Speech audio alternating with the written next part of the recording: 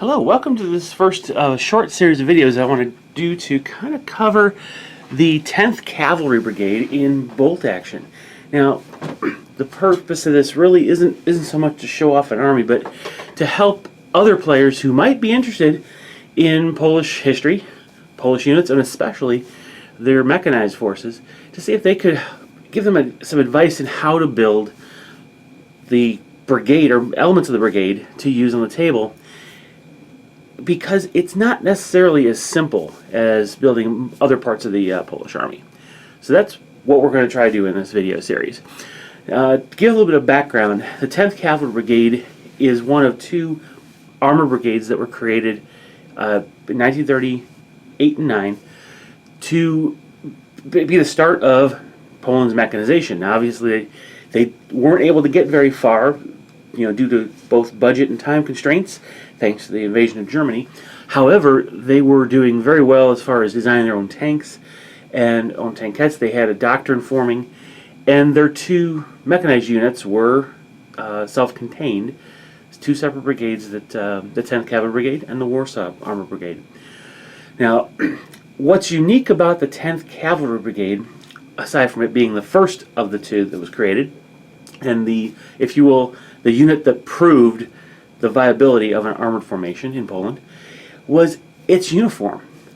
They were not given the standard issue Polish uniform that we normally think of. Now, yes, they still had the regular fatigues, jacket, trousers. However, the three key pieces of equipment or uniform they had that distinguished them from the rest of the Polish army were, number one, and most obviously, their M16 Austrian Helms. Now, these were left over from World War I that they had acquired in the various armories at the end of the war, when it was actually the Poland was actually created and given its independence again. And so these are all in the warehouse, kind of doing nothing, right? So they issued them after painting them with a gritty olive drab color, so that it would, be a little bit more suitable camouflage-wise. But this was the only unit that wore Stahlhelms in the entire campaign. The second piece and the third piece really was their jackets. Now, what was characteristic is all of the men received their overcoats. And now there were other units that had overcoats, for winter and cold, cooler weather. However, what was distinctive about this organization was that all of the officers, all of the NCOs, and all of the motorcycle troops, whether they were couriers or motorcycle drivers or actually units that fought on motorcycles, they were issued a leather riding jacket, which kind of was a three-quarter length instead of a full-length greatcoat. So, very, very distinctive unit, and that is why they received the nickname of the Black Brigade, given to them by the Germans, because they were so easily distinguished on the field. Matter of fact, the tankers also had a black jacket. Of course, you're not going to see a tanker because he's in the vehicle, but they were given a black leather jacket as well. So, that's kind of what we're trying to accomplish here. A lot of people do have an affinity for this particular force. I happen to love it. I fell in love with it back when I was, it was a journey that started when I was in high school, as I learned about the Polish 1st Armor Division and General Maciek. Now, Maciek was originally the commander of this brigade in 1939 and ended up being the general in charge or commanding the Polish 1st Armor Division. So that lineage, that tie back from my favorite war unit was the 1st Polish Armor Division, all the way down to back to the beginning, if you will, that inspired me to really go after this. Also, being you don't see many of these units on the table, that kind of inspired me too. Now, one of the things that's kind of difficult to do when you're trying to build this particular force is you just can't go out and buy 10th Cavalry Brigade models across the board. There are some things we can get that are specific for this brigade, but there's a few things you might have to do some tweaking on. As we get go through this video series, we're going to cover how do you build the different units, and we're going to try to stick with the historical, not only table of organization equipment, but the actual way in which the units were deployed. So we'll cover those specifics when we actually get to the units themselves. Most of this is going to really come into play especially when we talk about the infantry, because there's an on-paper version and there's how was it actually implemented, what latitude were they given to the platoon commanders and company commanders. There are some vehicles that already exist in the game for this organization. There are some that simply don't, and we'll cover those. But just as a general overview, just the collection in general, I have pretty much everything that I need, with a couple exceptions. One of them is I need a medium howitzer. This is 75 millimeter light howitzer. I need the 100 millimeter Skoda howitzer. I have mortars and machine guns. I'm all good there. I've got the anti-tank guns. I've got the Bofors anti-aircraft gun. I've got all my artillery tractors except for the one that hauls the 40 millimeter gun. I have all the transports I need, with the exception of the half-track version of these trucks. The original organization had, each regiment, infantry regiment, had 2 battalions. 1 battalion had trucks, 1 battalion had half-tracks. I'd like to have the half-tracks, and so that's going to be coming in the future. The other thing that I'm going to try to do over time is create a 100% motorcycle recon platoon, as opposed to just the standard rifle brigade or Uhlans brigade. So what we're looking at is essentially going with an entire force of the motorcycle sidecar that can be dismounted. And when we get into the how do you do that portion of these videos, when we talk about infantry, I'll discuss how I will approach that, because it isn't necessarily as easy as you might think. Alright, so with that, you'll notice I have what looks like some missing pieces, and you'll understand why as we get to those units. Why do I have artillery pieces that don't have crew?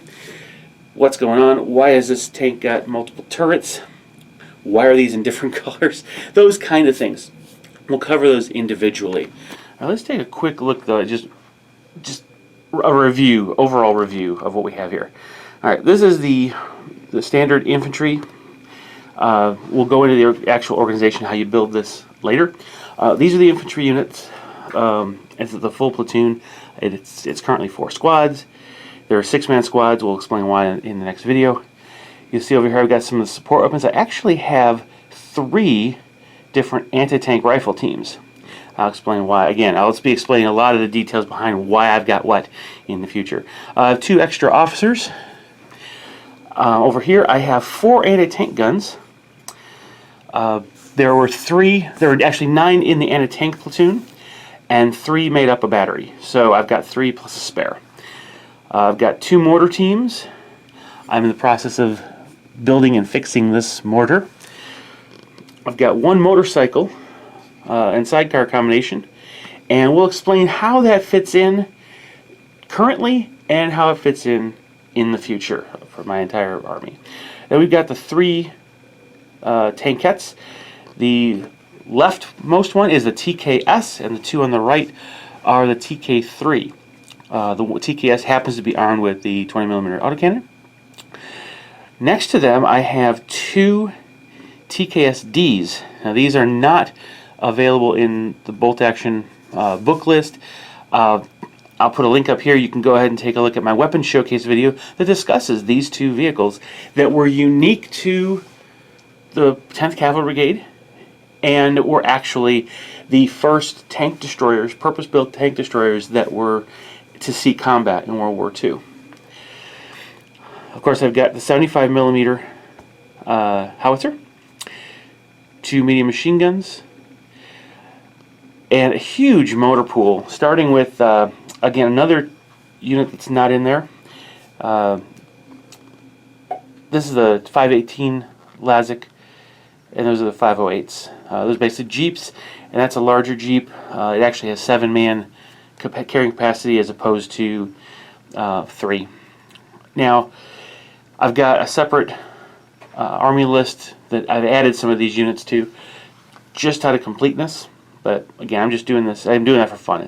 To me, it's something that's special. Now, right behind it, I have 4.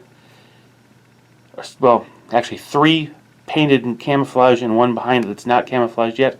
Those are artillery tractors for the AT anti-tank guns. And then to the far left, I have a 508 Furgon, which is the ambulance version, field ambulance. Right behind it, I've got 2 C4P half tracks. These are the medium size that were used to haul the 75mm and 100mm artillery pieces. Behind them, I have 5 Polski Fiat 621Ls, regular trucks. You'll see how those fit in. And then I've got another Furgon. This is just a regular pickup. It basically carries 5 men total. Again, there's no entry in the army list. You might use the utility car if you want, utility truck and car. But I've created my own, if you will, fan supplement that includes this particular unit. And then finally, what makes this an armored brigade, the light tank platoon. This is a Vickers 6-ton platoon comprised of 3 tanks with the B turret, that's the anti-tank turret, and then 2 tanks with the A turret, that's the double machine gun turret. And I actually have this one is convertible, so I can do it either way I want. Okay. So anyway, this is the collection, and that's what I have currently as far as available to me to build my army. So I do have plans for the future.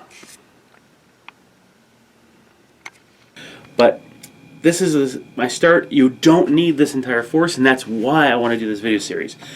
How do you start to create your army and get it from the very start being a useful army collection that you can use in games on the field right out of the gate. Okay, so stick around for this series. I hope you will find it useful, especially those of you who are fans of this brigade or Polish history in general.